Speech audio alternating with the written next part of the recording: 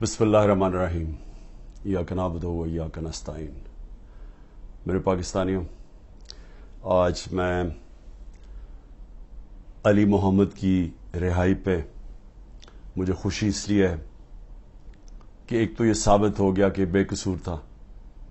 اس کو تقریباً 80 دن علی محمد کو انہوں نے جیل میں رکھا۔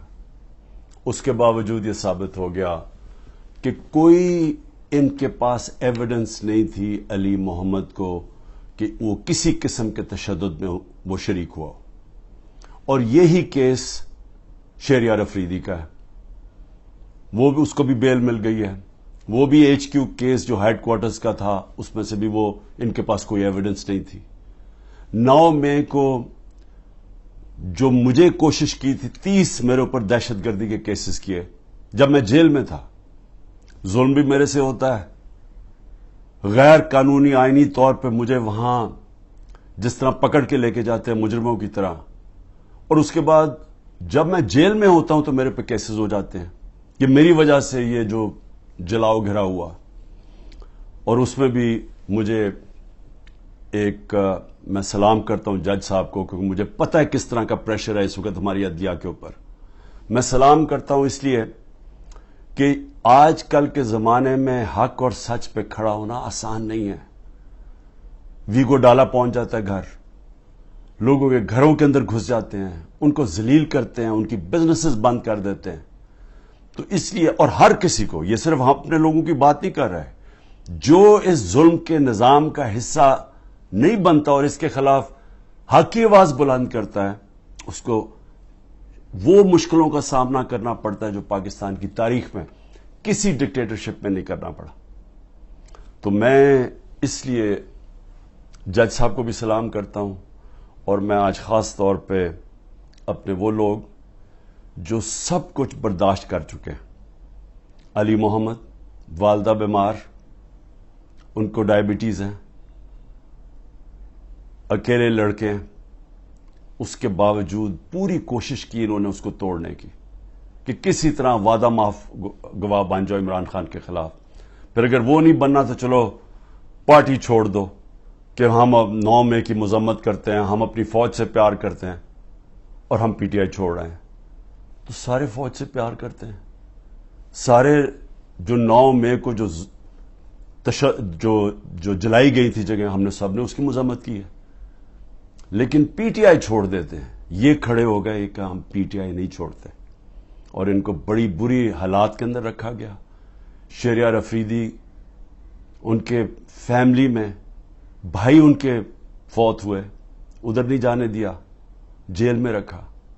اور جس طرح اس کے اوپر توڑنے کی کوشش کی گئی، ان کی بیوی کو پکڑا، پھر ایک دفعہ اور پکڑنے کی کوشش کی، بیوی بچوں کے ساتھ تھی۔ تو میں ان کو خاص طور پہ سلام کرتا ہوں۔ اور اعجاز چودھری اس وقت وہ ڈائبٹیز کے پیشنٹ ہے، 70 سال ان کی عمر ہے، ان کا وزن کم ہو چکا ہے، وہ بھی ٹوٹ نہیں رہے۔ میاں محمود رشید، ہارٹ کنڈیشن ہے، ان کو چیسٹ پینز ہوئی، ہسپتال گئے، اس کے باوجود وہ کھڑے ہیں۔ ڈاکٹر یاسمین کینسر کی سروائیور ہیں، عمر ان کی تقریباً 75 سال ہے، وہ اس وقت کی وہ بیٹھی ہوئی ہیں، اور ان کو کیا عمران خان کے خلاف وعدہ معاف گواہ بن جاؤ کہ عمران خان نے کہا تھا جا کے جلا دو۔ جس طرح 3-4 بچوں کو پکڑا، انہوں نے ان کو کہا جی عمران خان نے کہا تھا کہ کور کمانڈر گھر بھی جلانا ہے اور پھر وہ کوئی کاغذات ہیں وہ بھی جلانے ہیں۔ یعنی لوگوں کو یہ بالکل سمجھتے ہیں کہ بھیڑ بکریاں، کوئی عقل ہی نہیں ہے عوام میں کہ وہ عمران خان کہے گا جی کور کمانڈر کے گھر میں کوئی کاغذات پڑے ہیں جو جلوانا ہے، اور ان سے یہ 164 کا بیان لیا ہے۔ تو یہی کوشش کر رہے ہیں ڈاکٹر یاسمین سے، وہ بھی کھڑی ہوئی ہیں۔ لیکن جو میں سب سے زیادہ عمر چیمہ، جس طرح کا ان کے اوپر تشدد کیا گیا، ان کی بیوی گئی کورٹ ہیئرنگ کے اوپر، ان کو پکڑ کے جیل میں ڈال دیا، وہ بھی کینسر سروائیور ہیں۔ یعنی عورتوں کے اوپر کون کرتا ہے؟ لیکن عورتوں کے اوپر میں خاص بات کرنا چاہتا ہوں۔ ڈاکٹر زرکا نے ان کا ایک رنگ باز ہے، جس کو میں پولیٹیشین بھی نہیں کہتا، جو جب ڈیفنس منسٹر تھا اور فورن منسٹر تھا دبئی سے تنخواہ لے رہا تھا.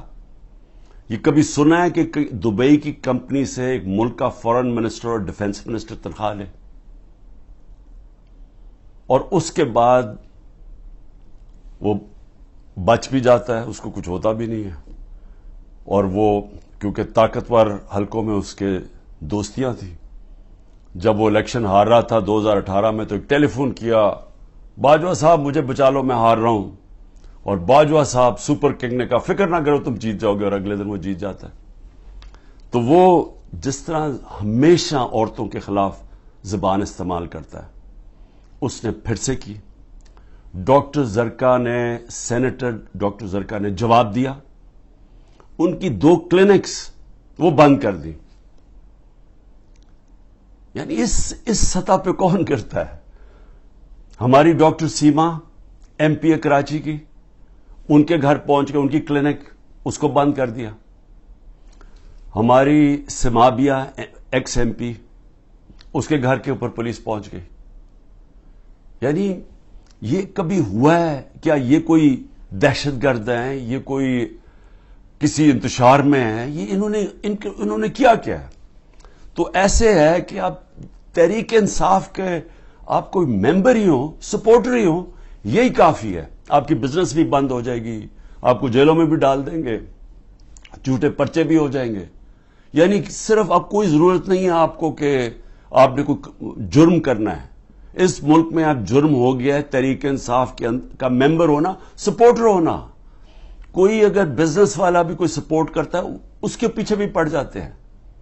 آپ یہ سوچیں کہ شوکت خانم, اب شوکت خانم ساری قوم جانتی ہے کہ ملک کا سب سے بڑا خیراتی ادارہ ہے. ان کے ہر روز نوٹس آ جاتا ہے کہ جی فلانی ڈاکیومنٹ دکھائیں اور یہ ڈاکیومنٹ دکھائیں, جی وہ بتائیں کہ جناب کس نے ڈونیشنز دی تھی آپ کو. یعنی ایک یہ نہیں دیکھ رہے کہ اس سے نقصان کس کو ہو رہا ہے. کوئی فکر نہیں ہے کہ ملک کو کیا نقصان ہوگا. جو انہوں نے کیسز میرے اوپر اٹھائے ہوئے ہیں ذرا وہ سن لیں. سب سے جو قوم کے سامنے, کیونکہ الحق ہے, میرا ایمان ہے, ایمان ہی ہے تو میں یہ سارے ایک طرف کھڑے ہو گئے ہیں, اسٹیبلشمنٹ ساتھ کھڑی ہو گئی ہے, اکیلا ان کا مقابلہ کر رہا ہوں. صرف توحید پہ, لا الہ الا اللہ پہ, ایمان اللہ پہ ہے. اور جس طرح اللہ ہر ان کی جو بھی کوشش کرتے ہیں خود ہی سچ سامنے آ جاتا ہے. جو انہوں نے میرے اوپر القادر کا کیس کیا, اب القادر کا کیس کیا تھا کہ عمران خان نے جو القادر یونیورسٹی بنائی ہے, جدھر مکمل طور پہ مستحق گھروں سے وہ بچے جو کہ جن کے ماں باپ اعلیٰ تعلیم نہیں افورڈ کر سکتے, وہ سب پڑھ رہے ہیں مفت. اور میں بتا چکا ہوں سیرت نبی کو ہم نے بنایا کہ فیوچر لیڈرز بنے, تربیت ہو ان کو, اور ساتھ ساتھ اس کے ٹیکنالوجی بھی. یہ ہے اس کا جو ویژن ہے یونیورسٹی کا. اس کو سامنے لا کے بہت بڑی سکینڈل ہو گئی. اور اب پتا چلا ہے کہ انہوں نے اپریل 2020 میں تفتیش کی تھی. وہ میں پہلے کہہ چکا ہوں آپ کو. نیشنل کرائم ایجنسی انگلینڈ کو رابطہ تھا نیب کے ساتھ. یہ جو سیٹلمنٹ ہوئی تھی ملک ریاض کی فیملی کی اور این سی اے کی, یہ سارا کچھ نیب کو پتا تھا. اور نیب نے اپریل 2020 میں یہ انکوائری بند کر دی تھی. ایک دفعہ انکوائری بند ہو جائے وہ نہیں کھول سکتے آپ. اور انہوں نے جو سب سے بات جو چھپا لی, جس کے اوپر اصل بات ہونی چاہیے, کہ این سی اے نے ملک ریاض کا جو پیسہ تھا وہ فریز کیا کیوں؟ وہ منی لانڈرنگ کی وجہ سے نہیں کیا. وہ انہوں نے کہا کہ ایک ٹرانزیکشن ہوئی, اور یہ سنیں ذرا غور سے, کہ حسن نواز نے پراپرٹی بیچی ملک ریاض کے بیٹے کو, اور وہ جو پراپرٹی بیچی وہ 50 بلین پاؤنڈ کی بیچی. انہوں نے کیوں, نیشنل کرائم ایجنسی انگلینڈ نے کیوں اس کے اوپر ایکشن لیا؟ اور ایکشن کیا لیا؟ ان کے اکاؤنٹ فریز کر دیے. کیوں کیے؟ کیونکہ پراپرٹی کی قیمت آدھی تھی. انہوں نے دیکھا کہ اس کی قیمت آدھی تھی, یعنی وہ 25 ملین پاؤنڈ کے ارد گرد اس کی قیمت تھی, 50 ملین پاؤنڈ کیسے دے دیا اس پراپرٹی کو؟ نواز شریف تب پرائم منسٹر تھا. یہ 2000 جب ہوا، یہ 16-17 میں جب پرائم منسٹر تھا، تو پرائم منسٹر نے اس وقت اپنا زور لگا کے وہ دگنی قیمت کے اوپر پراپرٹی ملک ریاض کو بیچی. یہ پہلے تو یہ بتائیں پیسہ کدھر سے آیا؟ کدھر سے حسن نواز کے پاس اتنا پیسہ آیا؟ جب وہ ملک سے باہر بھاگے ان سے یہ سوال پوچھے گئے نا، کیونکہ بتا ہی نہیں سکتے. پیسہ چوری کا تھا، اور پھر وہ پراپرٹی دگنی قیمت پہ بیچ دیتے ہیں ملک ریاض کو. وہ کس لیے بیچی؟ اور وہ اصل کہانی وہ ہے آل قادر کی. اصل وہ اس کے اوپر بات نہیں کر رہے. کوئی پوچھ نہیں رہا نواز شریف سے کہ بتائیں جی بیٹے نے یہ پراپرٹی اور آپ کو کیوں اتنی مہنگی پراپرٹی خریدی ملک ریاض نے. اور یہ بھی ہو گیا کہ یہ سارا کچھ پتا تھا نیب کو. ان کا جو ڈپٹی وائس چیئرمین ہے اس وقت نیب کا، وہ اس کمیٹی میٹنگ میں بیٹھا ہوا تھا جب یہ کیس کلوز کیا گیا. مجھے 3 گھنٹے انہوں نے بٹھایا سوال کرتے ہوئے، میرے سے پوچھا، جب ان کو سارے پتا تھا جواب، کیونکہ وہ ڈپٹی چیئرمین کو بھی پتا تھا، پروسیکیوٹر جنرل کو بھی پتا تھا. اس وقت جو ڈائریکٹر تھے نیب کے پنڈی میں، منگی صاحب، وہ بھی بیٹھے ہوئے تھے اس میٹنگ پہ. تو ان کے پاس تو منٹس پڑے ہوئے ہیں اس کے. تو پھر یہ کیوں میرے اوپر سارا کچھ کیا، اور یہ جو میرا وارنٹ نکالے اور مجھے اریسٹ کیا. اور دوسری یہ جو توشہ خانہ ہے، یہ توشہ خانہ ایک عام کیس نہیں چل رہا، یہ ایسے ملٹری ٹرائل چل رہی ہے. یعنی کہ ایک فیئر ٹرائل کا مجھے موقع ہی نہیں دیا جا رہا. خیر وہ اس کے اوپر پھر سے میں سب جوڈیس سے زیادہ بات نہیں کرتا، لیکن یہ میں کہوں گا کہ میرے سے وہ سوال پوچھے جا رہے ہیں جو آج پاکستان کی تاریخ، 70 سالہ تاریخ میں کبھی کسی سے، جن کو بھی کتنی گفٹس ملی ہیں توشہ خانہ میں، 70 سال سے ملتی ہیں گفٹ، کوئی نئی تو چیز نہیں ہے.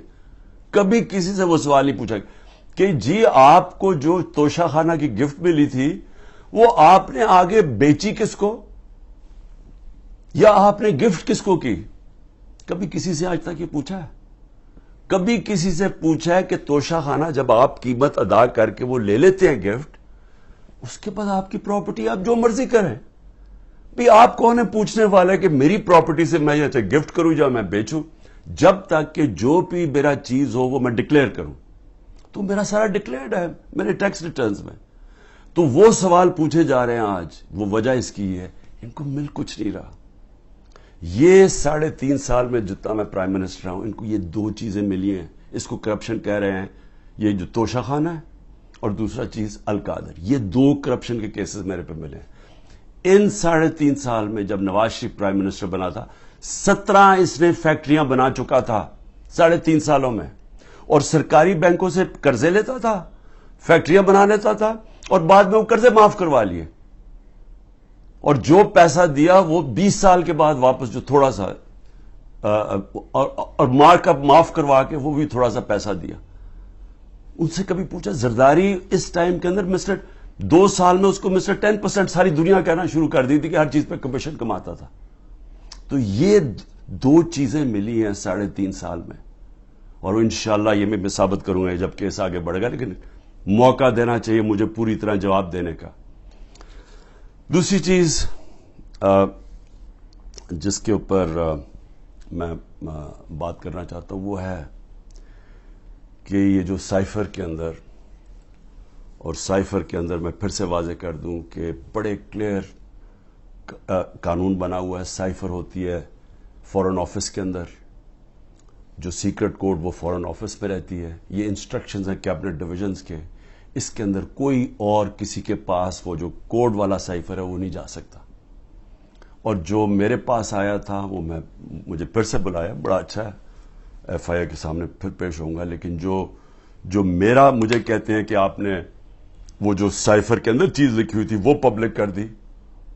وہ پبلک تب ہوئی جب میں نے نیشنل سیکیورٹی کاؤنسل کے سامنے رکھا، جو کہ ملک کا سیکیورٹی کا سب سے بڑا ادارہ ہے. اس ادارے کے اندر پہلے رکھا. اس ادارے نے وہ سائفر کو دیکھا جو اس کے اندر لکھا ہوا تھا، وہ نہیں جو کوڈ ہے، جو اس کا مفہوم تھا. اور اس ادارے نے فیصلہ کیا کہ امریکہ کو ڈیمارش کرنی چاہیے کہ انہوں نے ہمارے اندرونی حالات میں مداخلت کی ہے. یہ جب نیشنل سیکیورٹی کاؤنسل نے کہہ دیا پھر سب کو پتا چل گیا کہ کیوں کہا ہے، کیونکہ وہاں سے ایک ان کے آفیشل نے کہا کہ جناب عمران خان کو جب تک آپ ہٹائیں گے نہیں نو کانفیڈنس پہ تو پاکستان کے اوپر بڑی مشکلات ہوگی.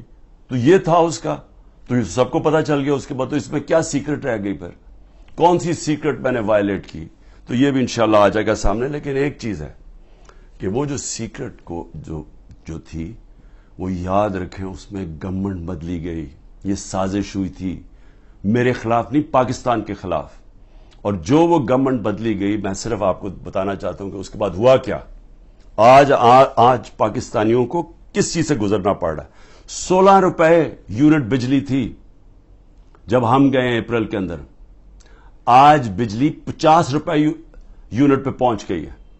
آپ ذرا پوچھیں تنخواہ دار لوگوں سے کہ ان کے اوپر آج کیا گزر رہی ہے. یہ کون ذمہ دار ہے اس کا؟ وہ جنہوں نے سازش کر کے گورنمنٹ گرائی تھی. اور اصل انکوائری یہ ہونی چاہیے جو میں نے سپریم کورٹ کے چیف جسٹس کو کہا تھا، آپ کو انکوائری کرنی چاہیے کہ یہ قوم سے بہت بڑی سازش ہوئی ہے، قوم سے دھوکہ ہوا ہے. اور اس کا ذمہ دار جنرل باجوہ تھا. اور اس لیے کیونکہ وہ تھا، کسی نے جرت نہیں پڑی کسی کی اس کے اوپر انویسٹیگیشن کرنے کی. آٹا 55 روپے 60 روپے سے پہنچا ہے آج کے جی 150 روپے پہ. سوچیں کہ یہ عام آدمی کی خوراک ہے آٹا. اس کے بعد چاول دگنی قیمت ہوگی جو چاول تھے. چینی، ہمارے دور میں بڑا شور مچا چینی چور. ہم نے انکوائری کروائی، چینی کی قیمت 80 روپے تھی، آج چینی 160 روپے پہ پہنچ گئی ہے. سارے جو بڑے بڑے شوگر مل مافیا وہ سارے بیٹھے ہوئے ہیں آج گورنمنٹ کے اندر. اور پھر یہ دودھ بڑا ضروری ہے کیونکہ بچوں کے لیے بہت ضروری ہے. 150 روپے لیٹر سے گیا 230 روپے لیٹر پہ. اور دال جو عام آدمی کھاتا ہے 310 روپے سے 520 روپے پہ گئی ہے. 310 روپے کے جی سے 520 روپے کے جی پہ دال گئی ہے. یہ عام لوگوں کے کھانے کی چیزیں ہیں. یہ ذرا بتائیں کہ کون ذمہ دار ہے جس نے یہ جو ساری سازش ہوئی تھی. اور انشاءاللہ جب بھی انکوائری ہوگی ثابت ہوگا کہ بہت بڑی ایک چلتی ہوئی حکومت کو مشکل وقت سے جو پاکستان کو نکالتی گئی اس کو گرا کے تو یہ ہوا. میں آخر میں 2 صرف چیزیں کہنا چاہتا ہوں. ایک تو میرا پیغام ہے، یہ جو پولیس والے، یہ جو نامعلوم افراد عام پلین کپڑوں کے اندر گھس جاتے ہیں لوگوں کے گھروں میں، سارا گھر توڑتے ہیں، چوری کر لیتے ہیں، جو تشدد کرتے ہیں لوگوں پہ، جو ظلم کرتے ہیں، ٹارچر کرتے ہیں لوگوں کو جیلوں کے اندر، جنہوں نے سوشل میڈیا کے بچوں کو صرف ٹویٹس کے اوپر اٹھا لیا اور ان کو تشدد کر کے واپس بھیجا، جو صحافیوں کے اوپر ظلم کر رہے ہیں. عمران ریاض جو ابھی تک غائب ہے، پتہ نہیں کہ کدھر وہ گیا ہوا ہے. عدالتوں بھی بے بس ہو گئی ہیں، عدالتوں کے پاس بھی وہ بھی ہاتھ کھڑے کر دیے کہ جی وہ پروڈیوس کرو. ایک صحافی صرف اس لیے، اس نے تو کوئی توڑ پھوڑ نہیں کی تھی، لیکن صرف اس لیے کہ وہ ظلم کے سامنے سچ بول رہا تھا، اس کو اٹھا لیا. 4 پاکستان کے ٹاپ صحافی ملک سے باہر گئے ہوئے ہیں، ملک چھوڑ کے چلے گئے کیونکہ وہ سچ نہیں بول سکتے تھے. اور ان کے اوپر یہی قسم کا جو عمران کو پہلے اس کے اوپر تشدد کیا، پھر جو اب اس کو غائب کیا ہوا ہے، خوف پھیلایا ہوا ہے. باقی سارا میڈیا کنٹرول میں ہے. صرف وہ تب بول سکتے ہیں اگر عمران خان کی کوئی برائی ہو، پروپیگنڈا، وہ بول سکتے ہیں. وہ کوئی سچ نہیں بول سکتا آج. اور مجھے افسوس یہ ہے کہ ان میں سے جو ہم بڑے بڑے نام سمجھتے تھے کہ وہ صحاف کے لیے ان کی بڑی قربانیاں ہیں، وہ بھی آج گھٹنے ٹیک کے سامنے بیٹھے ہوئے ہیں. لیکن مجھے افسوس اور ہے ہیومن رائٹس آرگنائزیشنز پہ. مجھے افسوس ہے جو کہتی ہیں ہم عورتوں کے لیے NGOs بنے ہوئے ہیں، ہم عورتوں کے لیے حقوق کے لیے کھڑے ہیں. یہ واحد پارٹی ہے پاکستان کی تاریخ میں جس نے پہلی دفعہ خواتین کو پالیٹکس میں لے کے آئیں. انہوں نے شرکت کرنی شروع کی، جلسوں کے اندر عورتیں آئیں، فیملیز آئیں. یہ پہلی دفعہ ہوا ہے ہمارے ملک میں. یہ خوشائن چیز ہے کہ ملک کی جتنی بڑی پارٹیسپیشن ہوگی پالیٹکس کے اندر اتنا بہتر وہ احتساب کریں گے حکمرانوں کا. جتنی زیادہ بڑی ٹرن آؤٹ ہوگی اس کا مطلب کہ عوام نظر رکھ رہے ہیں حکمرانوں کے اوپر. تو اصل تو ڈیموکریسی کا مطلب ہی یہ ہے کہ عوام احتساب کرتی ہے جو حکومت کرتے ہیں وہ دیکھتی ہیں ان کا، تو عوام تو آج پہلی دفعہ نکل رہی ہے، اس طرح ٹرن آؤٹ ہو رہا ہے، عورتیں نکل رہی ہیں، اور ان عورتوں کے اوپر جان کے یہ تشدد کیا جا رہا ہے باقی عورتوں کو ڈرانے کے لیے کہ وہ نہ گھروں سے نکلے، کہ وہ چپ کر کے سہم کے بیٹھ جائیں۔ تو کدھر گئی ہیں ہیومن رائٹس جو عورتوں کو ریپرزینٹ کرتی تھیں؟ کدھر ہیں وہ عورتیں؟ کیوں نہیں بول رہی؟ یہ جو ظلم ہو رہا ہے ان عورتوں کے اوپر، وہ بیچاری صنم اور طیبہ، وہ تو تحریک انصاف میں ان کا کوئی عہدہ نہیں ہے، ان کو جیلوں میں ڈالا ہوا ہے۔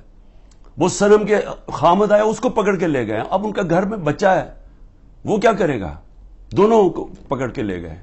عمر چیمہ، اس کی بیوی، میں پھر سے کہتا ہوں وہ کینسر کی سفرر ہے، کینسر کی سے اس کو پکڑ کے جیل میں ڈال دیا، صرف اور صرف دہشت پھیلانے کے لیے کہ عورتیں گھروں سے نہ نکلیں۔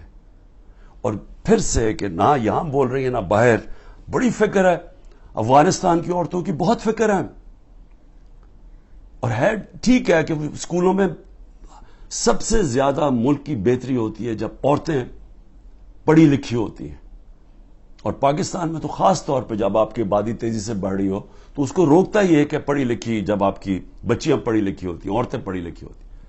لیکن کیوں فکر نہیں ہے کہ یہ پاکستان کی عورتوں سے کیا ہو رہا ہے؟ تو ایک تو یہ ہے۔ میں آخر میں صرف یہ کہنا چاہتا تھا کہ جو مرضی آپ کر لیں، یہ آپ جو سب کچھ کر رہے ہیں، یہ جو سارا دہشت پھیلائی ہوئی ہے اور لوگوں کو جیلوں میں ڈالا ہوا ہے اور گھروں میں یہ توڑ پھوڑ کر رہے ہیں، یہ آج میرا دن یاد رکھ لیں، جب بھی الیکشن ہوگا آپ تحریک انصاف کو روک ہی نہیں سکتے، کیونکہ آپ لوگ اگر سہم بھی گئے نا، دلوں کے اندر ان جو فیصلے اور ذہنوں میں کر بیٹھے ہیں وہ اس سے نہیں پیچھے ہٹنے لگے۔ جب ایک آبادی ایک طرف آ کے کھڑی ہو جاتی ہے، قوم کھڑی ہو جاتی ہے، کوئی دنیا کی پاور اس کو روک نہیں سکتی۔ یہ صرف عارضی طور پہ آپ تھوڑی دیر لوگوں کو سہم جائیں گے، ڈر جائیں گے۔ میں چیلنج کرتا ہوں کہ جب بھی الیکشن ہوں گے آپ ڈیلے بھی کر دیں، ابھی ڈرے ہوئے ہیں کہ جی ابھی نہ کرو الیکشن، آپ اگلے مارچ کر دیں۔ میں آپ کو چیلنج کرتا ہوں کہ تحریک انصاف سویپ کرے گی الیکشن انشاءاللہ۔ مجھے جیل میں ڈال دیں، ڈسکوالیفائی کر دیں، جیتنا تحریک انصاف نے، کیونکہ قوم فیصلہ کر بیٹھی ہے۔ اور یہ جتنے آپ حربے استعمال کر رہے ہیں، آپ تحریک انصاف کا ووٹ بینک اور بڑھتا جا رہا ہے۔ لوگ بیوقوف تو نہیں ہیں، قوم تو دیکھ رہی ہے کیا ہو رہا ہے، اور قوم کے اندر غصہ ہے۔ ایک معاشی طور پہ ان کا قتل کر دیا ہے، ایک مہنگائی ان کو لے بیٹھی ہے، ایک 30 سال سے وہ شکلیں دیکھ رہی ہیں جو ملک کو لوٹ کے پیسہ باہر ان کا پڑا ہوا ہے، اور پھر ان کے اوپر خوف طاری کیا ہوا ہے کہ جناب ہم آپ مایوسی پھیلائی ہوئی ہے کہ تحریک انصاف جیت نہیں سکتی، عمران خان کے اوپر کاٹا مارا ہوا ہے۔ کاٹا صرف عوام کسی کے اوپر مارتی ہے، اور کوئی بھی انشاءاللہ جب بھی الیکشن ہوگا، کوئی بھی جب عوام کی رائے طے کر لیتی ہے، فیصلہ کر لیتی ہے عوام، آج تک دنیا کی تاریخ میں عوام کے خلاف کوئی نہیں جیتا۔ پاکستان زندہ باد۔